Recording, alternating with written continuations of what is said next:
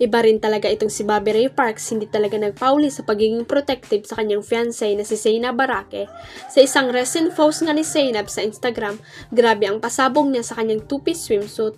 Pumuposing-posing pa siya na parang inaakit ang mga nanonood sa kanya at syempre kinagat ito ng fans, umabot agad ng mahigit 100,000 likes ang post niya. Pero wait lang, mukhang ayaw ni Ray Parks na may ibang naglalaway dahil hindi niya pinalampas ang pagkakataong ipaalam sa lahat na take na nga itong si Zainab. Sa comment section, simple pero diretso niyang sinabi, "Akin lang, boom!" Inangkin na nga malala ni Bobby Ray si Zainab. Kahit viral na ang post na at umaapaw na sa likes, mukhang hanggang tingin na lang talaga ang mga utaw online kay Zainab. Markado na kasi itong si Zainab at malinaw na si Ray ang may hawak ng puso niya.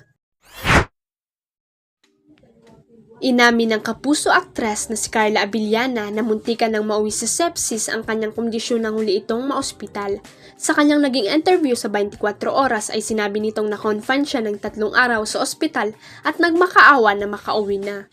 Ngunit napag-alaman ni Carla na nagkaroon ng komplikasyon sa kanyang kidney stones at urinary tract infection o UTI. Doon ko nalaman na may komplikasyon na pala, kidney stone, UTI, muntik na ako mag-sepsis, so nag-confine ako for 3 days hanggang sa nagbeg na akong umuwi kasi na-miss ko na yung mga aso ko tsaka kailangan ko na bumalik ng trabaho. Pagbabahagi ng kapuso aktres. Pero thankfully pinayagan naman ako umuwi, wala ng infection, okay na, clear na yung blood test, x-ray, everything, ano na lang talaga ubo. Dagdag pa ni Carla, matatandaan nitong Agosto lang nang makonfine ng aktres, ngunit hindi nito idinetalye kung ano ang naging dahilan ng kanyang pagkakasakit. Ang tanging nasabi lang ni Carla noon ay labis siyang nakakaramdam ng sakit at discomfort. Huwag kalimutang i-click ang subscribe button at i-ring ang notification bell para sa latest at legit chika updates.